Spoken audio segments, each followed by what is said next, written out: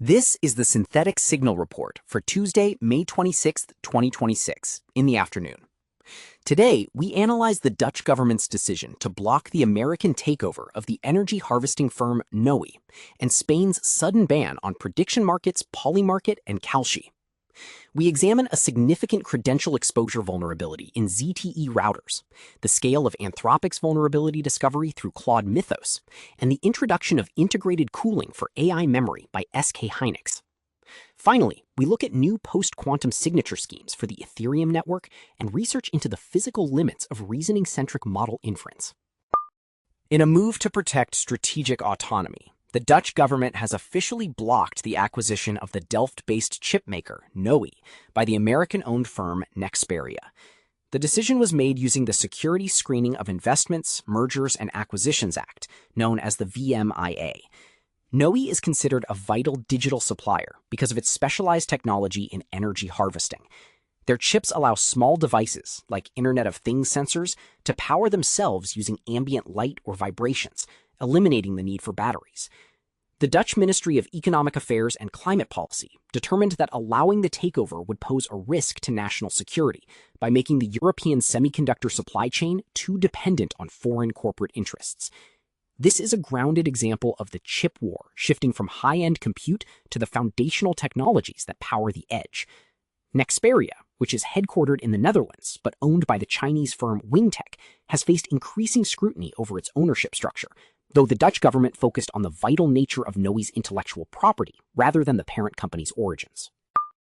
The Spanish National Commission on Markets and Competition has ordered an immediate block of the prediction platforms Polymarket and Calci. The regulatory body cited a lack of proper gambling licenses as the primary reason for the freeze. This action follows a surge in volume on these platforms as users bet on everything from local election outcomes to European Union policy shifts. The block is a significant setback for the decentralized finance community, as Polymarket operates primarily on-chain. Spanish authorities argue that because these platforms offer financial payouts based on the outcome of future events, they function as unlicensed betting houses. This move signals a tightening of the regulatory net around crypto-adjacent platforms that have previously operated in a legal gray area. A critical vulnerability has been disclosed in the ZTE-ZXHN series of routers, specifically models H298A and H10A10. This flaw allows an unauthenticated attacker to view the plaintext administrator password and the wireless network credentials. By sending a specifically crafted request to the router's web interface, the device leaks the entire configuration file without requiring a login. This is a high-risk discovery because the H10A10 is now considered end-of-life, meaning ZTE has no plans to issue a security patch. For users of the H298A, the exposure remains a threat until firmware updates are deployed by Internet service providers. This exploit effectively turns these home and office routers into open doors for anyone on the local network, or in some configurations, the public Internet. In an update to our previous coverage of Anthropic's security capabilities, the Claude Mythos model has completed a massive audit of the open-source ecosystem. This is a signal from the future. Mythos identified over 23,000 potential vulnerabilities across more than 1,000 different software projects. What makes this a high-disruption event is the confirmation rate.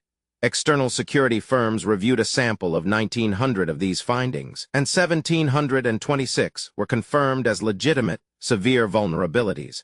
This demonstrates that we have reached a point where AI models can audit code at a scale and speed that human researchers cannot match.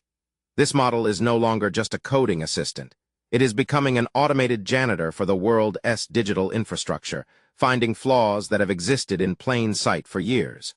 As AI data centers struggle with the heat generated by dense compute clusters, SK Hynix has unveiled a new thermal architecture called IHBM. This stands for Integrated High Bandwidth Memory.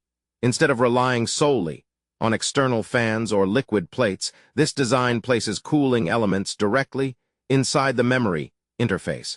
By integrating these elements at the source, SK Hynix has cut thermal resistance by 30%. This is targeted at the upcoming HBM5 accelerators, It is a fundamental shift in hardware design, moving away from cooling the box to cooling the silicon from the inside out.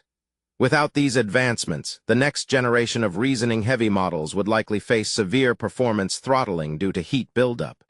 A new signature scheme has been deployed on the Ethereum network to protect against future quantum computing threats. This scheme uses Winternit's signatures at its core, where each public key is authorized by revealing a hash pre-image in a Lamport chain. It is currently live and benchmarked on the BlockOpusLux platform. This development matters because standard blockchain signatures are vulnerable to Shor's algorithm, which could allow a quantum computer to derive private keys from public addresses. By using Lamport and Winternit's logic, researchers are creating smart accounts that are resistant to these future attacks. It is a proactive hardening of the sovereign finance layer before the hardware to break it even exists. The community is currently focused on the failure of mandatory multi-factor authentication, or MFA.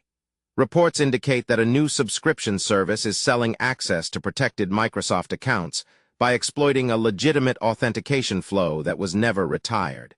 This has led to a consensus in the security community that visibility tools, like the software bill of materials, are no longer optional. We are also seeing significant chatter regarding a critical vulnerability in the Lang chain framework.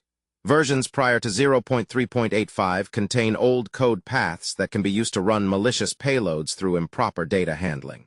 Meanwhile, in the world of emerging tools, the Awesome AI Video Kit and the AI Image Video Gen tool are trending on GitHub, reflecting a high demand for privacy-focused, realistic media generation. Finally, keep an eye on Lumiverse, an AI chat application that was recently found to have multiple critical flaws in its extension build pipeline, allowing malicious code to run during the installation process. This concludes the Synthetic Signal report for Tuesday.